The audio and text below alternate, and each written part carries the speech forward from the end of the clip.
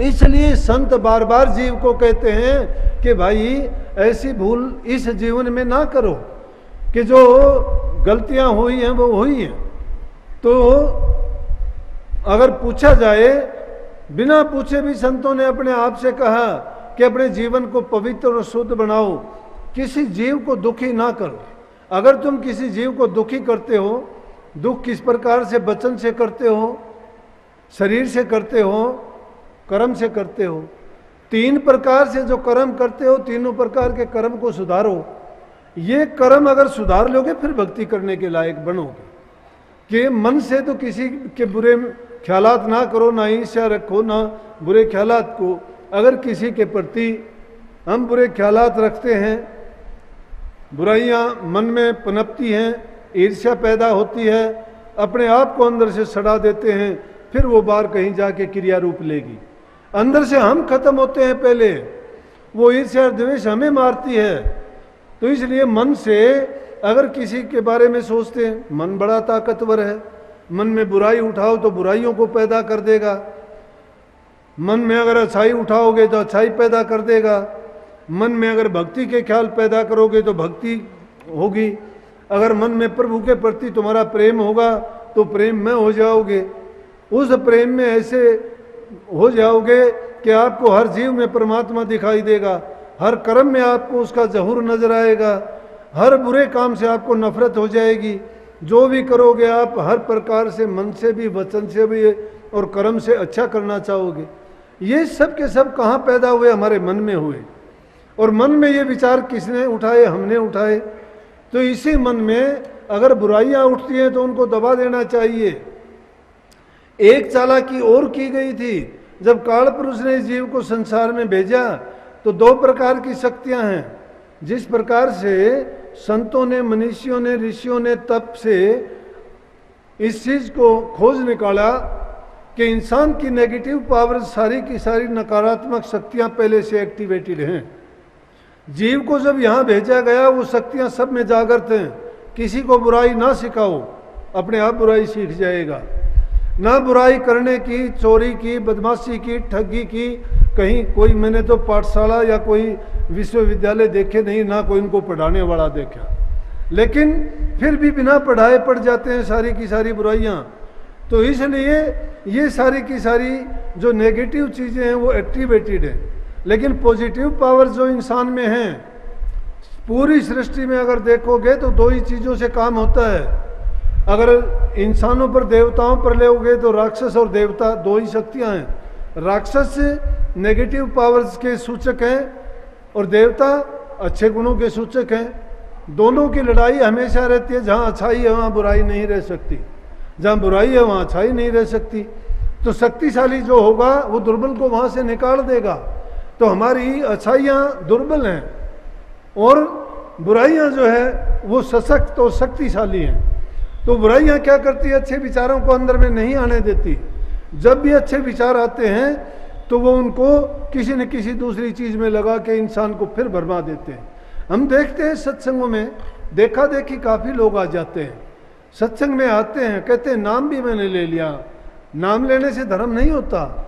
नाम क्या काम देगा आपको जब तक नाम को जाने नहीं, समझे नहीं। नाम का मतलब, नाम से पहले शर्त है। उन नाम से पहले क्या शर्त है? कि विषय विकारों को त्यागो, चोरी जारी बदमाशी ना करो, अपनी हक हलाल की कमाई खाओ, दूसरे की चीज़ पर बुरी दृष्टि ना रखो, अपने जीवन को पवित्र बनाओ, अपने ख्यालात को हमेशा ऊंचा रखो, सच्ची करनी करो, फिर जाके तुम्हें नाम के काबिल बनोगे। नाम बहुत दूर है, नाम बहुत दूर है। अगर कोई कहता है कि, बल्कि तुलसी साहब ने तो कही है कि कोई कहे तुलसी के गुरु में चिन्ह है तो तुलसी हाथ कान पर दीना। अगर कोई कहता है मैंने गुरु को जान लिया तो तुलसी साहब कहते हैं मैंने तो कानों पर हाथ लगा लिया, मैं इस वचन को नहीं सुनना चाहता। क्योंकि इस बात में सच्चाई बहुत कम है।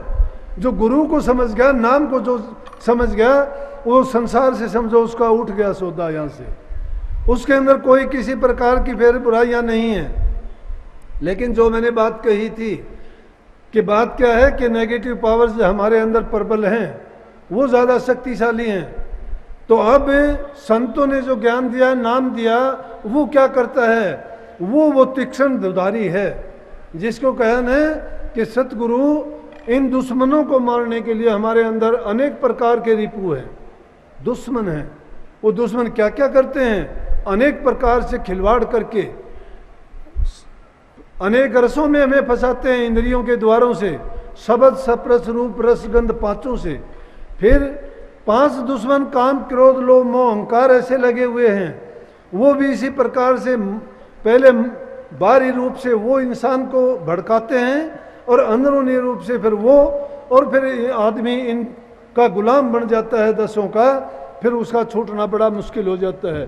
उसका फिर संतों के पास जाता भी है तो भी उसको बहुत समय लगता है। इसीलिए संत उसको नाम की बख्शिश तो कर देते हैं, लेकिन कहते हैं कि जब तक तू अपनी बुराइयों को नहीं छोड़ देता, सबसे पहले उन बुराइयों को मिटाने के लिए ही कही जाती है। शास्त्रों ने तो किसी नाम का नाम भी नहीं लिया, वो तो जीव का कल्याण सिर्फ 3 बातों में ही बता दिया।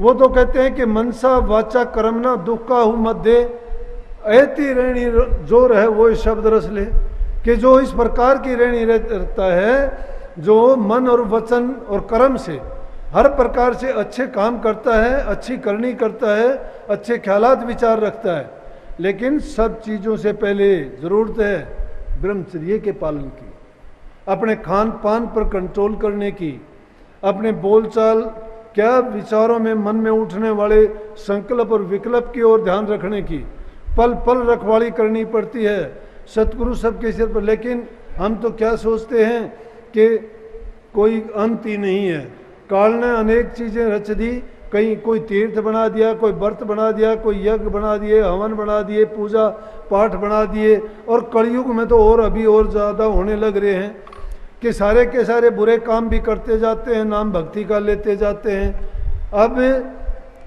लोगों का विश्वास उठ जाता है जब ऐसे ये काम देखे जाते हैं कि इसी का नाम अगर भक्ति है तो वो उससे अच्छा तो हम घरों में ही अच्छे हैं, कि कम से कम इन बुराइयों से तो बच जाएंगे। ये हर जीव जानता है कि बुराइयों से बच जाएंगे, लेकिन संतों के पास जाके भी जो संत का चोला पैर के आपको गलत शिक्षा देता है, बुराइयों में डालता है, क्यों डालता है? कि जो अच्छाई खुद नहीं, जिसने उस रास्ते को अपनाया, जिसके अंदर खुद के अंदर त्याग नहीं है, खुद के अंदर तप नहीं है, खुद ने जिसने कोई व्रत नहीं किया, खुद ने जिसने नाम की कमाई नहीं की, जिसने गुरु का संग नहीं किया, जिसने गुरु की सेवा नहीं की, वो कभी भी शब्द की कमाई करने के लायक नहीं हो सकता। ये है गृहस्थियों के लिए कि जो गुरु के वचन की पालना करता है उसको अपने कल्याण की जरूरत है। वो संतों की बात कही मैंने, क्योंकि संतों को तो अनेकों जीवों का कल्याण करना पड़ता है, और जिसको सिर्फ अपना कल्याण करने की जरूरत है, वो अगर नाम लेके सच्चाई से अगर उस नाम का सुमरण भी कर लेता है, अगर अभ्यास भी करता है, सिर्फ सुमरण करने का, ध्यान की नहीं कही मैंने, शब्द की कमाई की भी नहीं कहता मैं। इस युग में जो सच्चे मन से एकाग्रचित होके 2-2.5 घंटे की भी पाबंदी नहीं लगाता मैं कहता हूं कि अगर आधा घंटा सुबह, आधा घंटा शाम को तुम एकाग्रचित होके उस नाम को सुमरण के माध्यम से भी तुम थोड़ा समय लगाओगे तो भी निश्चित रूप से आपका कल्याण होगा। मैं तो यहाँ तक कह देता हूँ जो बुराइयों से छूट जाएगा उसका भी कल्याण होगा, लेकिन आसान तो वो भी नहीं है। हमारे जन्म जन्मों से हमारे वो संस्कार पड़े हुए हैं। ये जीव बेचारा उस कर्जे के नीचे दबा हुआ है, वो कर्म का कर्जा लेके आया है ये, इसीलिए इतना आसान नहीं होता। एक बार देखते हैं, दूसरे दिन थोड़े दिन के बाद देखते हैं कि कोई शराब पीने लग जाता है, घरवाली आके शिकायत करती है कि जी नाम लिया था, कुछ दिन तो ठीक रहा, बड़े अच्छे दिन गुजरे, अब उसने तो फिर शुरू कर दी, हम तो फिर बर्बाद हो गए, करो कुछ। भाई करना क्या था, करने के लिए तो कर दिया, लेकिन जो खुद नहीं चाहता, जो जानबूझ के अपना गला कटवाना चाहता है, उसको कौन बचाएगा? जो बचना चाहता है वो बच जाएगा, क्योंकि आप अगर सोच के देखोगे तो अपने जीवन के बनाने वाले, गिराने वाले, अपने आप को ऊंचा उठाने वाले, अपने कर्म का निर्माण करने वाले आप स्वयं हो। जो इंसान कर्म से हीन हो जाएगा, जिसके बारे में कहा ना कि सकल पदार्थ है जग माही और कर्म हीन नर पावत नाही। जो इंसान खुद अपने कर्म से हीन हो जाएगा, जो बुरे कर्मों में खुद पड़ जाएगा, उसको तो खुदा भी नहीं बचा सकता।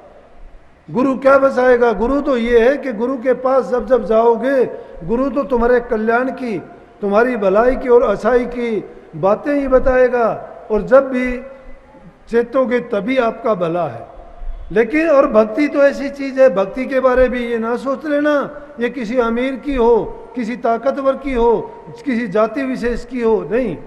भक्ति तो मैदान की गेंद है, चाहे इसको कोई भी ले जाए। भक्ति गेंद चौगान की, भाव कोई ले जाए, कहें कबीर कोई भेद नहीं, कहाँ रंग कहाँ राय। चाहे राजा हो चाहे भिखारी हो, भक्ति एक ऐसी चीज है जो सबके लिए सुलभ है, और फिर भी उसको नहीं ले पाते। मानते हैं और चीज नहीं मिलेंगी, जिसके बाद धन का अभाव है, गरीबी है, वो संसार के पदार्थों से वंचित रह जाएगा। लेकिन उसको भक्ति से कौन वंचित कर देगा? देख सकते हो कर्माबाई के पास क्या था? भक्ति थी। पुल्लीबाई के पास क्या था? भक्ति थी।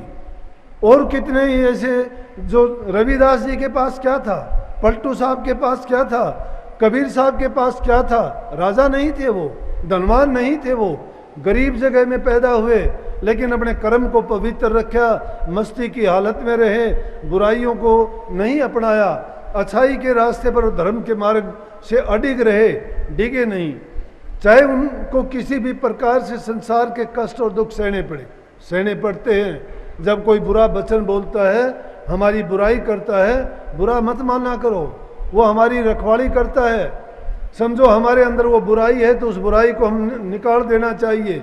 अगर वो बुराई हमारे अंदर नहीं है तो वो तो इस प्रकार से हमारी भलाई करता है, जिस प्रकार से गांव के चारों तरफ सुअर भिष्टे को सफा कर देता है और गंदगी को मिटा देता है।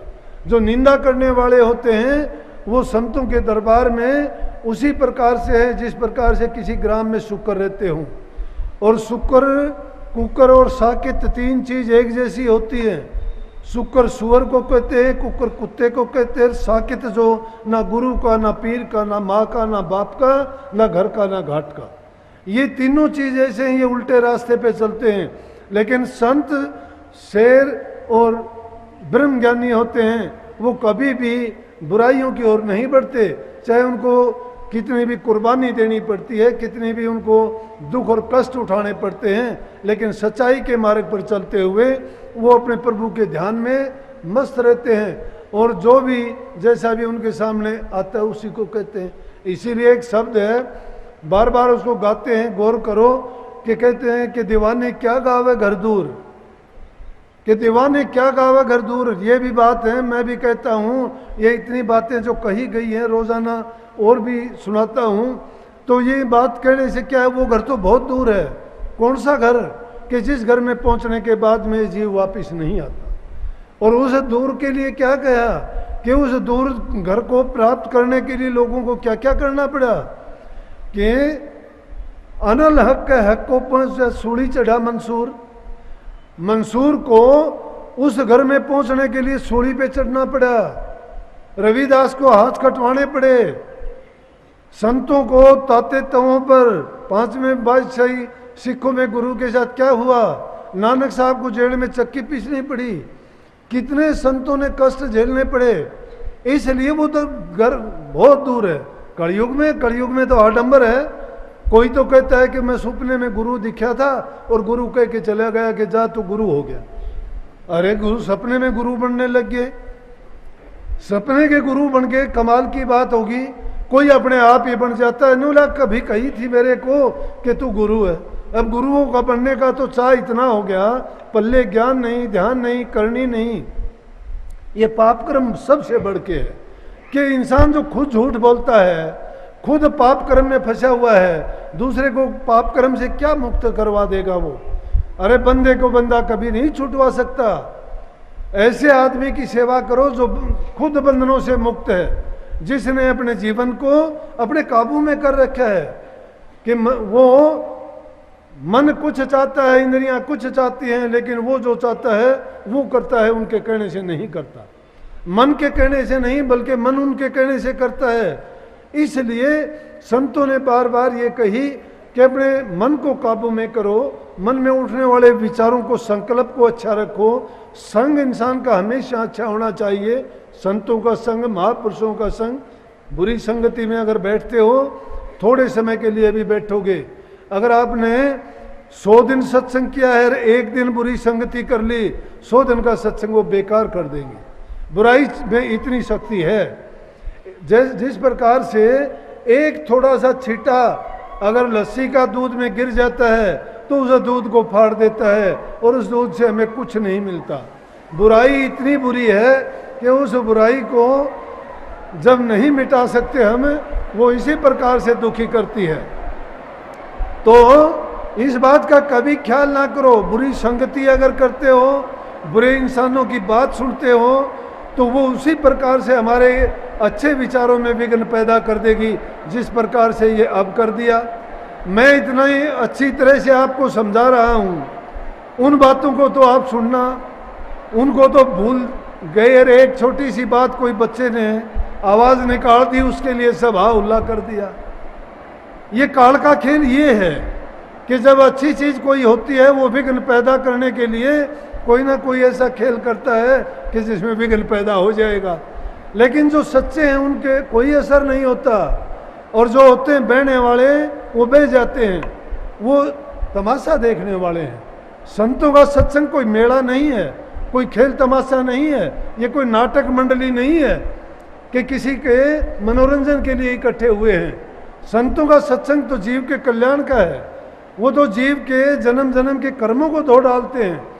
लेकिन अगर कोई धुलवाने वाला होता है तो ही धुलते हैं वो, नहीं तो चाहे रात दिन उसमें बैठा रहे तो भी कुछ नहीं होता। इसलिए अपना कल्याण करवाने के लिए मैंने कही थी ना कि 3 चीज़ों को हमेशा सत्संग में जाके खुला रखो। श्रवण को खुला रखो वचन सुनने के लिए, आंखों को खुला रखो दर्शन करने के लिए, और हृदय को खुला रखो उनमें उन अच्छे विचारों को जमा के रखने के लिए। और जब एकांत और फुर्सत का समय मिलता है फिर उनको पर गौर करो, विचार करो, सोचो। और जब उनका विश्लेषण करोगे फिर आपको जो उनसे चीज़ प्राप्त होगी, वस्तु जो तत्व निकल के आएगा, फिर आपको पता लगेगा कि सत्संग है क्या चीज़। सत्संग को हम ऐसे ही सोच लेते हैं कि 4 बात कह दी। बहुत लोगों ने बना रखा है। क्या करते हैं कि कहता है, एक को कहते हैं कि तू बाणी पढ़ दे। बाणी कबीर साहब की है, बाणी नानक साहब की है, बाणी दादू साहब की है, पलटू साहब की है, और उस बाणी को लेके वो फिर उसकी क्या करते हैं, व्याख्या करते हैं। अरे व्याख्या क्या करोगे जिन्होंने जिंदगी भर अपने जीवन को भट्टी में तपा के जो शब्द और जो अनुभव और जो ज्ञान, जो शब्द को की कमाई करके उन्होंने जो चीज़ें दी हैं, उसके एक एक शब्द का एक एक ग्रंथ बन जाता है। और तू तुच्छ बुद्धि इंसान उसके साथ न्याय कर सकेगा क्या? उस वाणी की व्याख्या कर सकता है? नहीं कर सकता। लेकिन ये उनकी मूर्खता की बात है, ये एक दिल बहलाव की बात है। क्यों? उसको उसके पल्ले तो कुछ है नहीं। जिसके पल्ले कुछ नहीं, उन बातों को उठा के उनका उल्टा सीधा अर्थ का अनर्थ कर देते हैं। और वेद वाणी का, संतों की वाणी का अगर कोई गलत व्याख्या करता है, गलत मतलब निकालता है, 100 जन्म तक नरकों में रहना पड़ता है। संतों की बात का उनको क्या पता? उनका ज्ञान तो वही जानते हैं जिन्होंने उनको लिखा था। उनके महत्व को हम नहीं समझ पाते। हम तो उनके बाहरी स्वरूप को भी अगर जान लें तो भी एक बड़ी बात है। परंतु एक चीज़ है उन वाणियों को लेके जो उन्होंने हमारे जीवन सुधार की बात बताई है। पहला है इंसान का व्यक्तिगत जीवन। जिस इंसान का व्यक्तिगत जीवन अच्छा नहीं है, जो झूठ कपट बेईमानी ठगी करता है, जो उसके विचार ख्यालात अच्छे नहीं हैं, जो चरित्रवान नहीं है, जिसका अपनी किसी भी चीज़ पर काबू नहीं है, खान पान पर, रहन सहन पर, इन चीज़ों के पीछे जो भागता फिरता है, तो उसका व्यक्तिगत जीवन ही खराब है।